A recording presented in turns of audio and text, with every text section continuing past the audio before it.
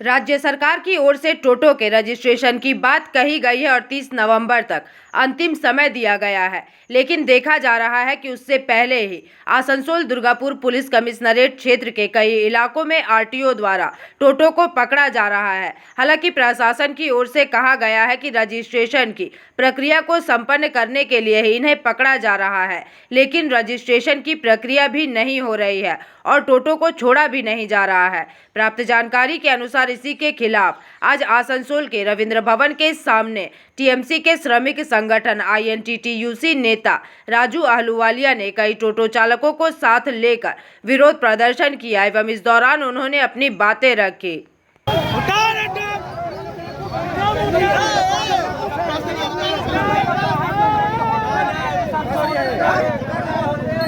कहीं नहीं जाएगा, नहीं जाएगा भैया, मेरा गाड़ी नहीं जाएगा। हम लोग गाड़ी कहीं नहीं जाएगा। घटना क्या हुआ? घटना हुआ है, अभी हम लोग यहाँ से जा रहे हैं सर, हम लोग को जाना है कल्ला हॉस्पिटल। बहन को अपना घर जा रहे हैं, वहाँ से रिसीव करके कल्ला हॉस्पिटल अपने को जाना है। ठीक है, आप चलिए साथ में, आइए इधर आइए। अभी ये लोग बोल रहे हैं कि अभी गाड़ी रोकने का, तो हम बोले भैया अगर रोकना है तो हम रिटर्न जा रहे हैं। ठीक है, मेरे को रिटर्न तो जाने दीजिएगा। आप कहाँ जा रहे हैं? हम अभी न्यामतपुर से आ रहे हैं। कहाँ जाइए? अभी जाना है मेरे को अपना बहन के यहाँ, आपका MB रोड, और वहाँ से उसके बाद फिर हमको जाना है कल्ला हॉस्पिटल। ठीक है, वो भाई तो उसका बाद क्या हुआ?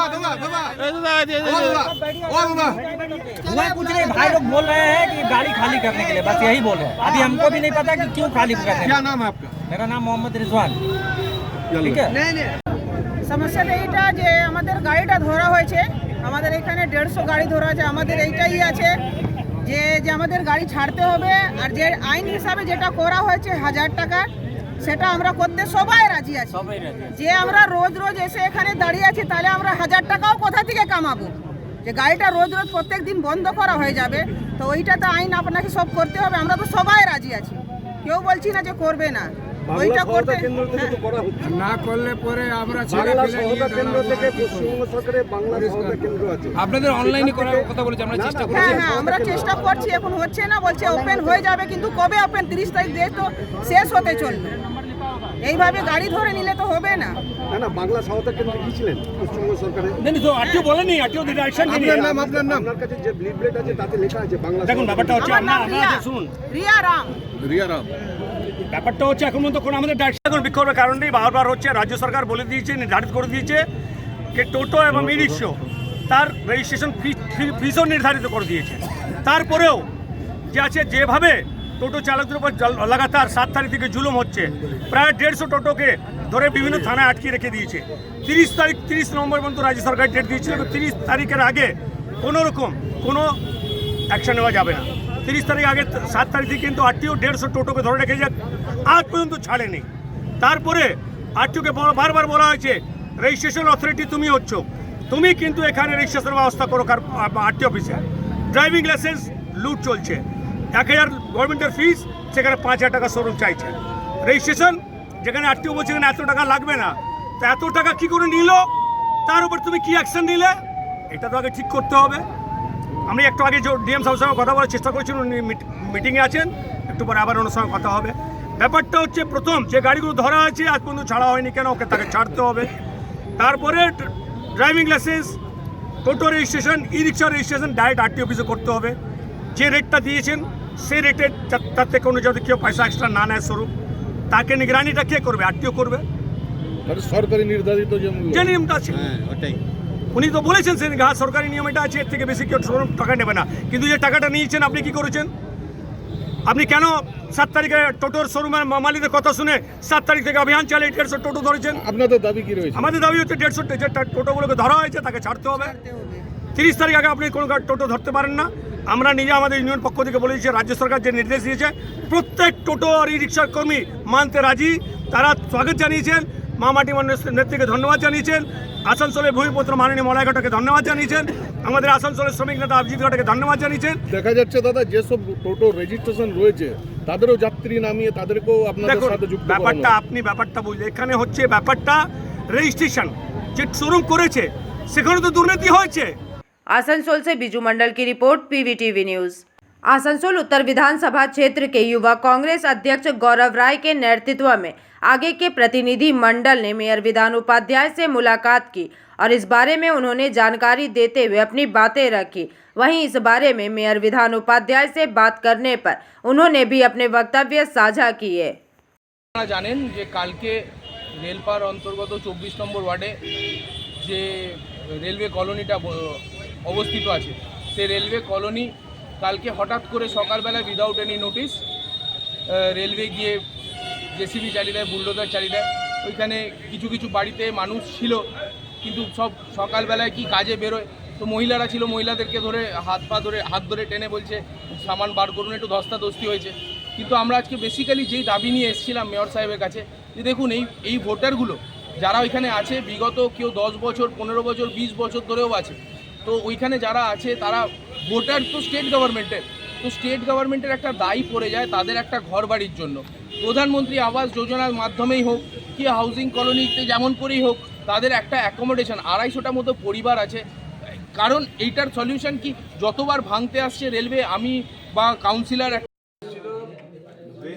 রেল কর্তৃপক্ষ যে সমস্ত বাড়িগুলোকে লোকটেন্ডের কাছে ভেঙেছে বা ভাঙছে তাদের যাতে কোথাও অ্যারেঞ্জমেন্ট করা হয় সেই জন্য আমরা আমাদের কাছে এসেছিলাম এবং আমি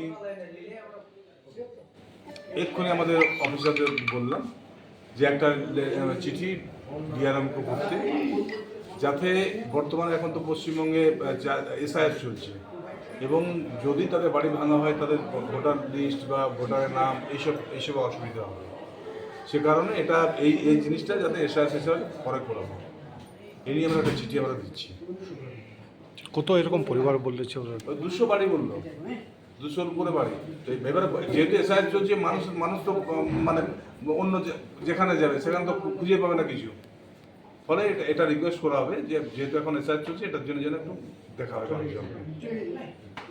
आसनसोल से बिजू मंडल की report, PVTV news. Asansol railway division के डीआरएम कार्यालय के सामने आज ट्रेन मैनेजर गार्ड काउंसिल की ओर से 7 सूत्री मांगों के समर्थन में प्रदर्शन किया गया।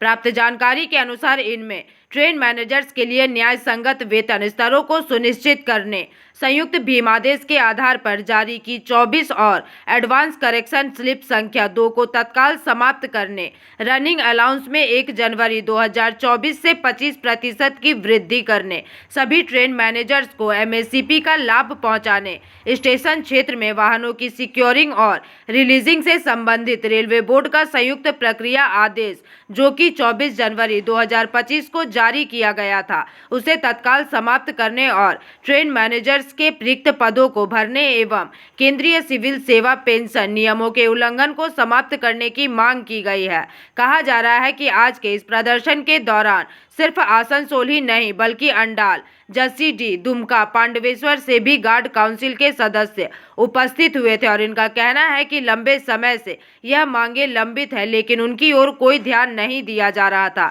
इसलिए आज पूरे देश के साथ साथ आसनसोल रेलवे डीआरएम कार्यालय के सामने AIGCC ईस्टर्न रेलवे द्वारा यह प्रदर्शन किया गया। प्रदर्शन कर रहे हैं, क्यों कर रहे हैं? एक्चुअली क्या है, एक्चुअली हम लोग चूँकि हम लोग ब्रांच AIGC के अंडाल ब्रांच के मैं ब्रांच सेक्रेटरी हूँ, रंजीत कुमार सिंह नाम हुआ, और ये धरना प्रदर्शन देशव्यापी धरना प्रदर्शन है जिसमें जितने भी ट्रेन मैनेजर हैं अपने डिमांड को लेकर, अपने हक को लेकर अपनी आवाज़ को भारत सरकार तक पहुंचाने का काम कर रही है।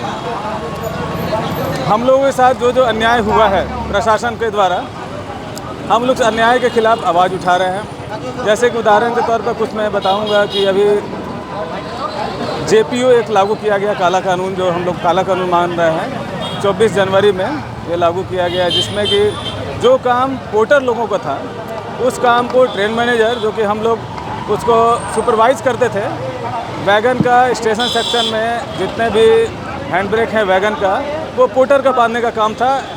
At the time of securing, जब हम लोग लोड को सिक्योर करते थे, वो काम पोर्टर लोगों का था। उस काम को अब बोला जा रहा है कि ट्रेन मैनेजर करेंगे। JPO लागू हुआ, JPO को जोनल रेलवे में अधिकार दिया गया एक अधिकार दिया गया जोनल रेलवे को कि वो अपने अपने जोन में सुविधा के अनुसार इसे लागू कर सकते हैं, नहीं लागू कर सकते हैं। इसके तुरंत बाद हमारे ईस्टर्न रेलवे में तुरंत एक एडवांस करेक्शनशिप आया जिसमें कि क्लियर कट दे दिया गया कि ये काम पीछे से ट्रेन मैनेजर ही करेंगे, पीछे वाला वैगन का हैंड ब्रेक जो भी कसना है वो ट्रेन मैनेजर करेंगे और आगे में लोको पायलट करेंगे। तो ये हमारे जो हम लोगों का जो हक है, हम लोग का जो डिमांड है, हम लोग जो शुरू से सुपरविज़न करते आ रहे हैं वो हम लोग के गार्ड कैडर के खिलाफ पूरी तरह से खिलाफ है। ये हम लोग के आत्मसम्मान की लड़ाई है, हम लोग के आत्मसम्मान पर गहरा ठेस पहुंचा है क्योंकि हम लोग एक ग्रेजुएट लेवल का पोस्ट है और हम लोगों से ग्रुप डी का काम करवाया जा रहा है। ठीक है, मानते हैं काम छोटा बड़ा नहीं होता है, लेकिन जो जिस कैडर का काम है उसी को कराना चाहिए। तो इस काला कानून के खिलाफ हम लोग ज़ोरदार प्रदर्शन कर रहे हैं और हमारे सीनियर डीओ हाल फिलहाल में ही 6 नवंबर को इस कानून को अपना बल दे दिए और बोला गया कि जितने भी एसएस हैं आसनसोल डिवीज़न में हर जगह जो भी टीआई हैं, स्टेशन मैनेजर हैं, सबको बोला गया कि स्ट्रिक्टली इसको फॉलो कराइए। जबकि इस कानून के खिलाफ में हम लोग कैट कोर्ट में अपना केस दायर किए हैं। ये न्यायालय में लंबित है। जो काम न्यायालय में लंबित होता है उस केस को लेकर वो केस ऑलरेडी स्टे के रूप में माना जाता है। उस पर विवादित मामले में गवर्नमेंट को खुलकर सामने नहीं आना चाहिए। गवर्नमेंट को ये एज यूजुअल जो पहले होता है उसी तरह से लागू करना चाहिए। लेकिन इस कैट के नियम को भी डिवीज़न लेवल में एडमिनिस्ट्रेशन द्वारा इस कोर्ट का अवमानना, इस कानून को कोर्ट का अवमानना बोलेंगे। जो 6/11 को हमारे सीनियर डीएम साहब ने निकाला है एक लेटर कि स्ट्रिक्टली इसे लागू कराया जाए। आसनसोल से बिजू मंडल की रिपोर्ट, पीवीटीवी न्यूज़। पश्चिम बंगाल विधानसभा में विपक्ष के नेता शुभेंदु अधिकारी ने आज चुनाव आयोग का दरवाजा खटखटाया। उन्होंने आरोप लगाया है कि राज्य के 5 लोकसभा क्षेत्रों में करीब 13,25,000 मतदाताओं के नाम 2 बार दर्ज किए गए हैं। इसके साथ ही शुभेंदु अधिकारी ने आयोग से मांग की है कि इन डबल एंट्री मतदाताओं की जांच की जाए और मतदाता सूची को शुद्ध किया जाए। उनका कहना है कि यह बड़ी प्रशासनिक गड़बड़ी है और उससे चुनावी प्रक्रिया की पारदर्शिता पर भी सवाल उठते हैं। इतना ही नहीं, उन्होंने चेतावनी दी है कि यदि आयोग जल्द कार्यवाही नहीं करता तो भाजपा इस मुद्दे को लेकर व्यापक जन आंदोलन करेगी। আমরা পিছে চলো না, কিছুটা কি একটা বাম্পার আছে দেখবি সব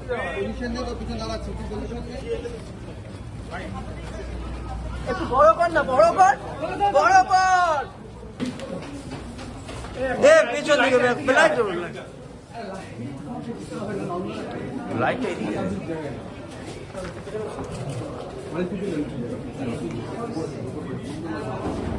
আনুন, এই পার্থকে আজীবন জেল খাটাবো। বিজেপিকে আনুন, বিজেপিকে আনুন।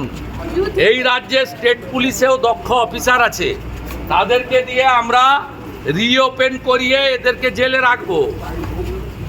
পার্থ তো জেলে ছিল না, পার্থ তো বাইপাসের পাশে রবীন্দ্রনাথ টেগোর হসপিটালে ছিল। তার বিল কে পেমেন্ট করেছে? চেহারা দেখেছেন আপনি? ও তো 170 কেজি হয়ে গেছে। Sir, do you think that the BL মমতাকে দেখছেন না, কাঁদছে, চিৎকার করছে, পায়ে কাঁটা ফুটেছে। কার্বলিক অ্যাসিড দিয়ে দিয়েছে ইলেকশন কমিশন গর্তে, তাই তৃণমূলের ছাপরা রাস্তা থেকে বেরিয়েছে। 13,25,000 बीजेपी ने पूरा हर बूथ में छानबीन करके निकला है। डबल एंट्री, ट्रिपल एंट्री है। ये नाम क्यों रहेगा? इतना सारा है। ये 5 पार्लियामेंट का सॉफ्ट कॉपी है और पुरुलिया का है, काठी का है। सब डबल एंट्री सब बात दीते हो, सब double entry triple entry. Double entry triple entry 13,25,000 है।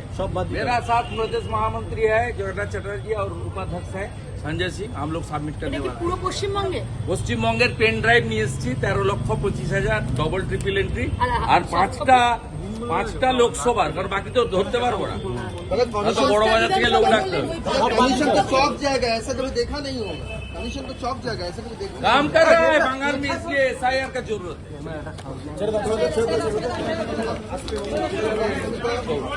Bureau report PVTV news. Murshidabad जिले के कांदी के गोकर्ण इलाके में बुधवार दोपहर एक गैस सिलेंडर विस्फोट में दर्दनाक हादसा हुआ है। सूत्रों के मुताबिक यह हादसा रामेश्वरपुर के डालिम शेख के घर में हुआ, जब खाना बनाते समय अचानक गैस सिलेंडर में धमाका हो गया। प्राप्त जानकारी के अनुसार इस हादसे में कुल 6 लोग झुलस गए, जिनमें अल्लादी बीबी, रूली बीबी, नूरजहां खातून, 3 वर्षीय अफरीन परवीन, अनिसूर शेख और रिजबा बीबी शामिल है। हादसे के बाद सभी को गंभीर हालत में गोकर्ण अस्पताल में भर्ती कराया गया। हालांकि इलाज के दौरान 3 वर्षीय बच्ची अफरीन परवीन की मौत हो गई, जबकि अन्य 3 गंभीर रूप से घायल व्यक्तियों को बेहतर इलाज के लिए मुर्शिदाबाद मेडिकल कॉलेज अस्पताल में रेफर कर दिया गया है। फिलहाल पुलिस और दमकल विभाग ने मौके पर पहुंचकर जांच शुरू कर दी है, लेकिन हादसे के बाद पूरे इलाके में दहशत और शोक का माहौल बना हुआ है। আমি জানি না গো, আমি শ্বশুর বাড়িতে ছিলাম গো, আমি কিছু জানি না, আমি শুধু জানি বাসটা হইয়া জগ পুড়ে গেছে গো বাড়িতে গো, বাসটা গ্যাস বাসটা হইয়াছে, তাই সবাই বলছে গ্রামের লোক গো, আমরা শ্বশুর বাড়িতে ছিলাম, আমরা 3টা বোন গো। আগুনে পুড়ে আছে আমার মা, আমার বড় বোন, আমার বোন নাই, বড় বোন নাই, আর আমার বড় বোনের বৌমা আর ওই লাতনি গো। কিভাবে শুনলেন যে আগুনটা কিভাবে আমি শুনিনি, আমাকে ওই গ্যাসে রান্না করছে নাকি তাও আমি জানি না, এখন তরকারি মরকারি জাল দিছিল নাকি বলতে পারবো না। বাড়ির ঘরেই তো বলছে, আমরা বাড়ি ঘর দেখিনি গো। আহত 6 জন গো, ও ওরাই যাবে নাকি আল্লাহ জানে গো। আপনার নাম কি? আমার নাম মুকলেসিনা খাতুন গো। ওই আছে একটা আজানে, ওই আজানের সময় গো 12:30 বাজছিল বোধহয়, তো তাই হবে আমরা সব শ্বশুর বাড়িতে ছিলাম, বাচ্চা আমরা বাড়িতে, আমাদের বাড়ি পাশে গ্রাম, মায়ের বাড়ি রামেশ্বরপুর, আমদারি সলপাড়া, আমরা ছিলাম না ওখানে কেউ গো। আপনার নাম কি বললেন? আমার নাম মুকলেসিনা বিবি। বলুন তো কি হয়েছিল? আমি ছিলাম না গো, আমি ওরা সব শ্বশুর বাড়িতে গো। আমার ছোট মেয়ে আছে ওইখানে, আমার ছোট মেয়ের নাম কিছু নাই, ওরই কিছু নাই বলে আমি সেই তাদের সেইখানে শুনছি, তো আমি কিছু জানি না এখন। আমি শুনলাম গ্যাস বাস্টার কিছু নাই, কাহারে কিছু নাই। কিভাবে তো আমরা জানি না, সবাই ছিল বাড়িতে, বাড়িতে সবাই ছিল, কিছু নাই গো। হ্যাঁ, বাড়িটা আমার মায়ের মুনিজারা আমার মায়ের বাড়িতে থাকে, আমার বহিন হচ্ছে। কি কাজ করতো? ও কি কাজ করতো? রান্না টান্না করছিল। কি কাজ করে? কি কাজ কাজ করে, বাড়িতে চাষবাস করে। আপনার নাম কি দিদি? আমার লুৎফা বিবি। আপনার কে ভক্তি আছে? আমার মা, আবার বউ নাই, বহিন, আবার বহিনের বউ। মায়ের নাম রাজিয়া বিবি।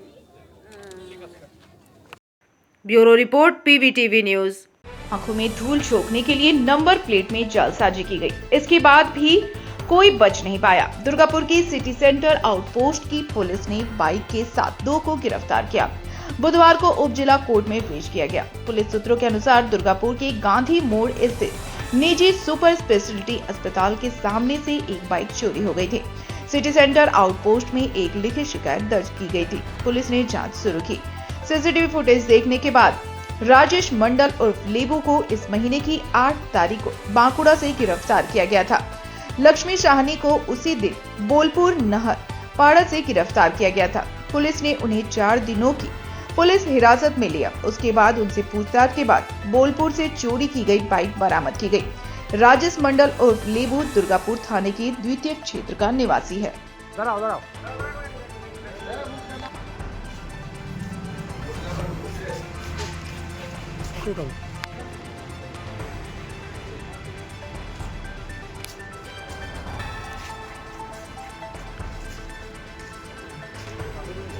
কোথা থেকে গাড়িটা চুরি করেছিল তোমরা?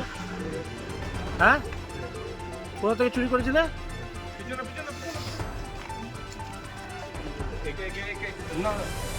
আমরা নিয়ে যাচ্ছি।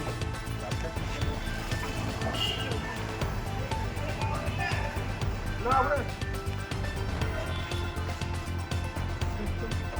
ধীরে ধীরে ধরবো।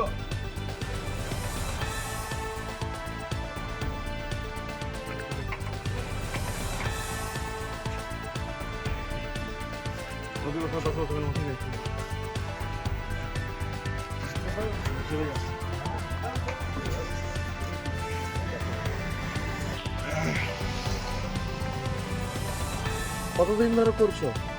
আমি বললাম কঠিনে তো আমার ছিল আমি জানি না।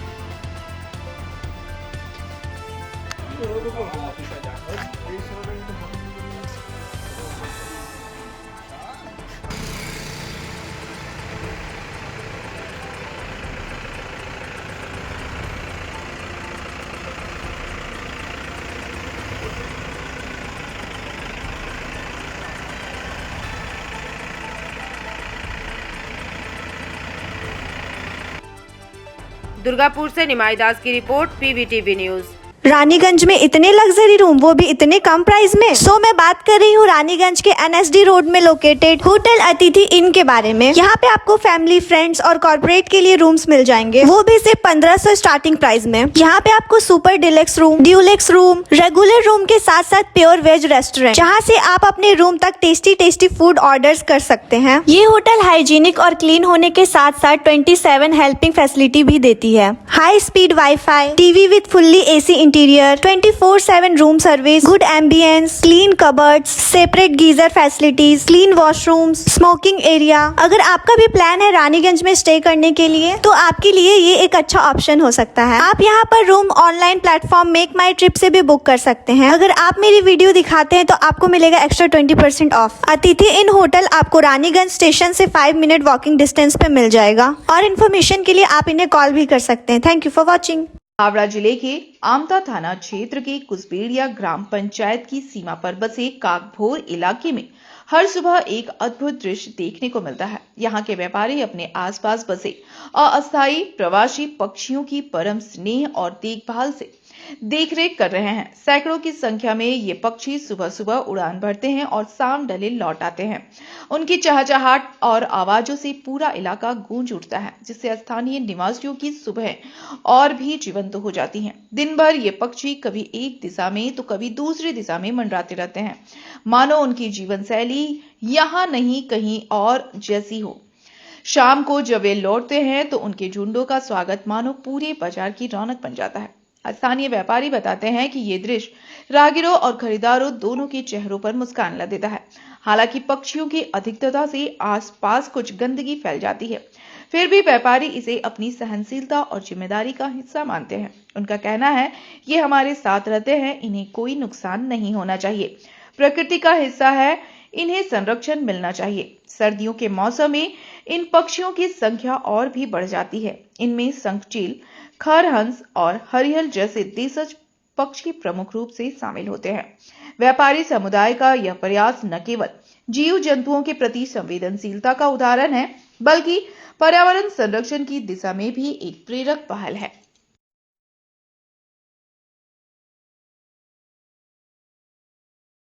পাখি আনাগোনা আছে, বহু বছর ধরে আছে। এরা এখানে আসে, এখানে থাকে, আবার কিছুদিন থেকে আবার চলে যায়, আবার আসে। এরকম বহু বছর ধরে আসছে যাচ্ছে, থাকে এখানে, মাথা মারছে, বাচ্চা পারছে। আমরা দেখছি আরও 5টা লোক এসে রাস্তাঘাটের লোক দেখে যায়, ভালো লাগে। তবে কি একটু প্রবলেম হয় আমাদের, একটু পায়খানা গায়ে পড়ে, ওটা কোনো ব্যাপার না। ও থাকলে পাখি পশু থাকেন তো ভালো, জায়গাটাও দেখতে ভালো লাগে। অনেকে আসছে, ছবি চলে যাচ্ছে। আমরা এরকম মারধরও করি না, তাড়া হয় না। কেউ যদি ধরতে আসে তাদেরকেও বাধা দিই, যাতে এদের না ক্ষতি হয় সেই ব্যবস্থা আমরা করি, যাতে এরা সুরক্ষিত থাকে। আশা করছি সেটাই করবো। আপনার নাম? আমার নাম পীযূষ চক্রবর্তী, আমার সারদার বাড়ি। বাচ্চাগুলো পড়ে যায়, মারা যায়, খুব খারাপ লাগে দেখে, কিন্তু কিছু তো করারও নেই। এরা এমনইভাবে বাসা করে এখানে আছে। হ্যাঁ, তো মোটামুটি আমরা কেউ ফাঁক থাকতে নিলে, কেউ যদি ঢিলি মারে বা কেউ যদি বাচ্চাগুলো নিয়ে যাওয়ার চেষ্টা করে, আমরা সেগুলো প্রোটেকশন করি বা আমরা এগুলো আটকে রাখি। খুব ভালো লাগে দেখতে এগুলো আমাদের। আপনার নাম? আমার নাম হচ্ছে Suvendu Das. Bureau report, PVTV news. Raniganj में इतने लग्जरी रूम, वो भी इतने कम प्राइस में। सो मैं बात कर रही हूँ रानीगंज के NSD रोड में लोकेटेड होटल अतिथि इन के बारे में। यहाँ पे आपको फैमिली, फ्रेंड्स और कॉर्पोरेट के लिए रूम्स मिल जाएंगे, वो भी सिर्फ 1500 स्टार्टिंग प्राइस में। यहाँ पे आपको super deluxe room, Dulux room, regular room के साथ साथ प्योर वेज रेस्टोरेंट, जहाँ से आप अपने रूम तक टेस्टी फूड ऑर्डर्स कर सकते हैं। ये होटल हाइजीनिक और क्लीन होने के साथ साथ 27 हेल्पिंग फैसिलिटी भी देती है। High speed wifi, TV with fully AC interior, 24/7 room service, good ambience, clean cupboards, separate geyser facilities, clean washrooms, smoking area. अगर आपका भी प्लान है रानीगंज में स्टे करने के लिए, तो आपके लिए ये एक अच्छा ऑप्शन हो सकता है। आप यहाँ पर रूम ऑनलाइन प्लेटफॉर्म मेक माई ट्रिप से भी बुक कर सकते हैं। अगर आप मेरी वीडियो दिखाते हैं तो आपको मिलेगा एक्स्ट्रा 20% ऑफ। अतिथि इन होटल आपको रानीगंज स्टेशन से 5 मिनट वॉकिंग डिस्टेंस पे मिल जाएगा। और इन्फॉर्मेशन के लिए आप इन्हें कॉल भी कर सकते हैं। Thank you for watching. पूर्व मेदिनीपुर जिले की राजनीतिक में एक बार फिर नया वितर्क छिड़ गया है। मैना के एक जनसभा में मंच से पूर्व सांसद दिव्येंदु अधिकारी ने पूर्व जिला अधिकारी पूर्णेंदु मजुमदार पर गंभीर आरोप लगाते हुए कहा कि वे आगामी विधानसभा चुनाव में तृणमूल कांग्रेस के प्रतीक पर चुनाव लड़ने की तैयारी कर रहे हैं। दिव्येंदु अधिकारी ने कहा, इस जिले में एक डीएम थे जो डीएम से कम और तृणमूल कांग्रेस के जिला अध्यक्ष ज्यादा थे। अब वे दीघा आ गए हैं ताकि तृणमूल के लिए दलाली कर सके। मैं जिम्मेदारी लेकर कह रहा हूं कि वे आगामी 2026 के विधानसभा चुनाव में जिले की किसी एक सीट से तृणमूल के टिकट पर उम्मीदवार होंगे। सभा से उतरने के बाद दिव्येंदु अधिकारी ने आगे कहा, पूर्व डीएम पूर्णेंदु मजुमदार अनौपचारिक रूप से तृणमूल के जिला अध्यक्ष के रूप में काम कर रहे थे। जनवरी में उनका प्रमोशन होगा, उसके बाद वे नौकरी से रिटायर होकर कांति संगठनिक जिले की किसी विधानसभा सीट से तृणमूल के टिकट पर चुनाव लड़ेंगे। ममता बनर्जी जैसे बड़े नेता के जूते साफ करने को भी तैयार है। हालांकि इस विषय पर पूर्णेंदु मजुमदार की ओर से अभी तक कोई प्रतिक्रिया नहीं मिली है। इस बीच मैना के भाजपा विधायक अशोक दिंदा ने कुछ दिन पहले ही दावा किया था कि वे आगामी 2026 के चुनाव में फिर से मैना सीट से भाजपा के टिकट पर लड़ेंगे। दिंदा ने कहा कि 99.009% निश्चित है कि मैं ही उम्मीदवार रहूंगा।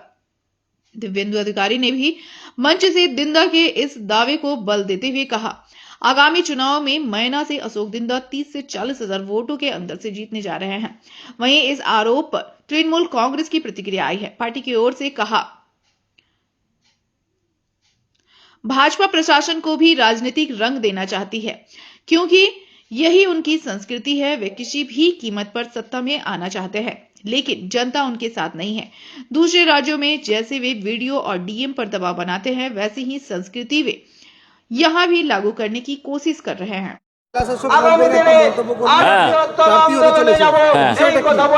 আমার কাছে খবর তাই, তিনি তো এই জেলায় তৃণমূলের সভাপতি ছিলেন অলিখিতভাবে। আর আমার কাছে খবর উনি চণ্ডীপুর বা ওইদিকে কোনো একটা বিধানসভা থেকে দাঁড়াবেন। জানুয়ারি মাসে প্রমোশন আছে, প্রমোশনটা পাওয়ার পরে চাকরি থেকে অবসর নিয়ে পেনশনটা যাতে বাড়ে, এরকম একটা খবর আছে। এটা অসমর্থিত সূত্রের খবর। তো আমার বিশ্বাস উনি করতে পারেন, উনি সব হি ক্যান ডু এনিথিং। উনি এত বড় দলদাস আর চাটুকার, মমতা বন্দ্যোপাধ্যায়ের পায়ে জুতোরাও পালিশ করে দিতে পারেন। আরেকটা বিষয় দাদা, অশোক দিন্দা আগামী বিধানসভায় আপনি বললেন যে উনি থাকছেন। হ্যাঁ, সিটিং এমএলএ দল যদি মনে করেন নিশ্চয়ই থাকবেন। আমার তো ধারণা অশোক দিন্দাই প্রতিদ্বন্দ্বিতা করবে। এখানকার আগের যিনি জেলা শাসক ছিলেন, তিনি তৃণমূলের জেলা সভাপতি হয়ে গেছিলেন। বর্তমানে তাকে দল আরও উচ্চ পর্যায়ে স্থান দিয়েছে এবং পরবর্তী সময় তিনি দলেরও প্রার্থী হবেন বিধানসভা নির্বাচনে। কি বলবেন বিষয়টা নিয়ে? তৃণমূল কংগ্রেস তো এই অভিজিৎ গঙ্গোপাধ্যায়ের মতো তাকে, সে ছিল বিচারপতি, তাকে সে নিজে বিচারপতি পদ ছেড়ে দিয়ে সাংসদ পদে আসছে। তৃণমূল কংগ্রেস এসব ভাবেনি কিছু। এবারে জেলা শাসক কী করেছে, প্রশাসন তার কাজ করছে, জেলা শাসক তার কাজ করছে, বিডিও তার কাজ করছে। আমাদের তরফ থেকে কোনোভাবেই প্রেসারাইজ নয় যে কি মানুষের কাছে থাকা যাবে না, সব শুধু তৃণমূলের কাছে থাকুন আর বাকি বিজেপির লোককে বাদ দিয়ে দিন। এটা যদি দেওয়া হতো তো অনেক লোকের ভান্ডার বাদ যেত, অনেক লোকের বাদ যেত, যে বার্ধক্য ভাতা বাদ যেত, অনেক লোকের রূপশ্রী বাদ যেত, অনেক লোকের কন্যাশ্রী বাদ যেত। এটা তো আমাদের প্রকল্পের মধ্যে পড়েনি। আমাদের প্রকল্পের মধ্যে পড়ছে সবাই যাতে পায়। জেলা শাসক কে ওরা বলবে, প্রশাসনকে ওরা বলবে, ওদের তো একটা অভ্যাস আছে, তাদেরকে বলতে হবে, তারা বলছে। একজন জেলা শাসক সম্পর্কে এই ধরনের মন্তব্য সেটাকে কি চোখে দেখছে? তাদের কালচার এটাই, তাদের কালচার এটাই।